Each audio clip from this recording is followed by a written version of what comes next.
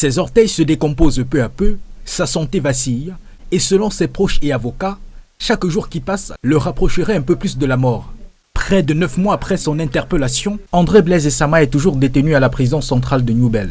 L'activiste avait été arrêté le 7 novembre 2025, au lendemain de la prestation de serment de Paul Biya, dans un contexte de tension post-électorale. Sans mandat, sans convocation et sans assistance d'un avocat au moment de son interpellation, son dossier est aujourd'hui examiné par le tribunal militaire sous des accusations liées à la sûreté de l'État, une procédure que son avocat juge irrégulière. Lorsque j'ai eu constaté, j'ai saisi Madame la présidente du tribunal de grande instance du Vouri en statuant en matière d'habeas corpus au fait qu'elle constate cette illégalité et mette en liberté immédiate, comme le recommande l'article 584. Dans le dossier de procédure, nous n'avions que cet arrêté de garde à vue administrative qui devait automatiquement prendre fin depuis le 26 novembre 2025 tout au moins. Aucune trace, n'est-ce pas, d'un quelconque autre acte. Mais cependant, le juge en charge du dossier, qui a été délégué par Madame la présidente du tribunal de grande instance du Vouri, a continué à maintenir Essama Hoa. L'état de santé d'André Blaise Essama ne cesse de se dégrader.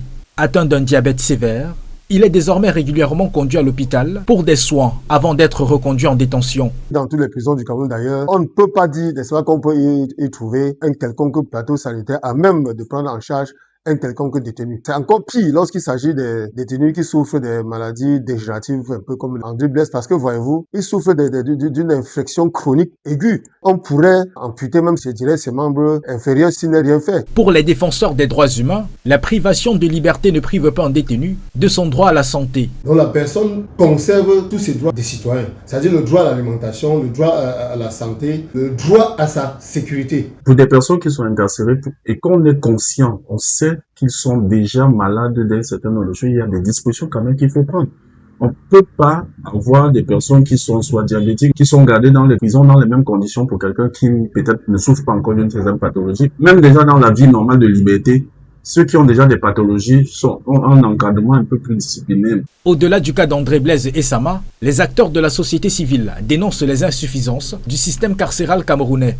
Les conditions d'incarcération, l'insalubrité avancée. On peut aujourd'hui se dire qu'au Cameroun, vous pouvez entrer très bien portant en prison, que ce soit à Douala, Yaoundé, un peu de partout, et vous ressortez de là cadavre parce que les conditions dans lesquelles vous êtes incarcéré vous apportent des problèmes dont vous n'êtes pas venu avec. On a comme impression qu'on vous regarde mourir. Alors que son état de santé continue d'inquiéter, la défense d'André Blaise Essama dit redouter une issue tragique si sa prise en charge médicale ne s'améliore pas. Elle craint qu'il ne connaisse un sort similaire à celui d'Anissé Ikané, décédé en détention. Avocats et défenseurs des droits de l'homme appellent les autorités à prendre toutes les mesures nécessaires pour garantir son droit à la santé et à la vie.